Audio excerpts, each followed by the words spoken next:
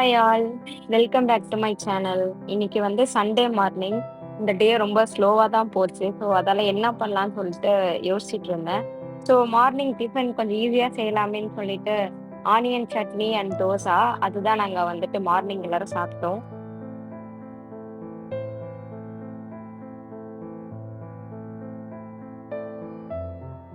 Tiffin சாப்பிட்டு முடிச்சுட்டு நான் உட்காந்து ஃபோட்டோஸ் பார்த்துட்டு இருந்தேன். அப்புறம் சாக்ஷியும் வந்து என் கூட ஜாயின் பண்ணிட்டு ஃபோட்டோஸ்லாம் பார்த்துட்டு இருந்தாங்க.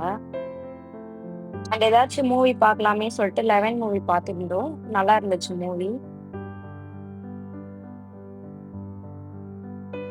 இது கார்டன்னு சொல்ல முடியாது. ஆனா லைக் நல்லா பூலாம் பூக்கும், நெறைய செடிலாம் இருக்கு. ஸோ அத தான் காமிச்சிட்டு இருக்கேன்.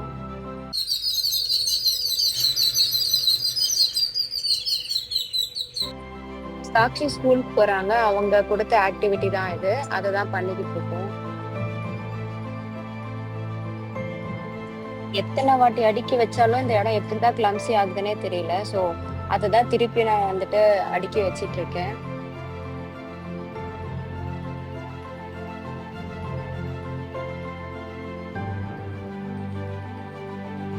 இந்த பட்டர்ஃப்ளை வந்துட்டு நான் நெறைய டைம்ஸ் பார்த்துருக்கேன். இன்னைக்கு தான் வந்து அத என்னால புடிக்க முடிஞ்சது. கீழ இருந்ததால அப்படியே கையில எடுத்துட்டு போயிட்டு செடியில விட்டுட்டேன்.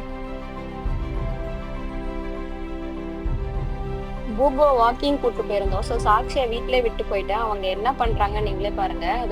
அதுவும் ஓப்பன் பண்ணி வெளில வர ட்ரை பண்றா. ஸோ ஆஃப்டர்நூன் வெளில தான் வாங்கிட்டோம். நாங்க ரெஸ்டாரண்ட் போய் சாப்பிடுறத ப்ரிஃபரே பண்ண மாட்டோம். ஏன்னா சாக்ஷி அத அலோவே பண்ண மாட்டா. ஸோ அதால வீட்லயே வாங்கி சாப்பிடுவோம்.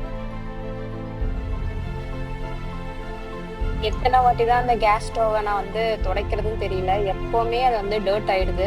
ஸோ அந்த கிளீனிங்க தான் சும்மா காமிச்சேன்.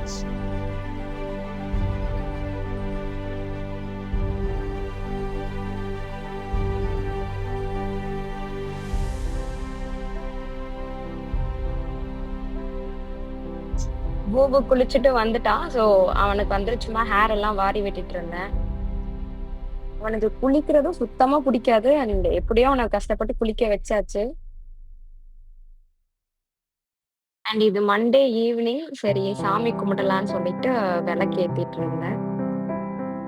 எல்லாருக்குமே ஃபேவரட் காட் கண்டிப்பா இருக்கும். எனக்கு ரொம்ப ஃபேவரட் எதுன்னு பார்த்தீங்கன்னா கிருஷ்ணர் தான். எனக்கு கிருஷ்ணர் தான் ரொம்ப பிடிக்கும்.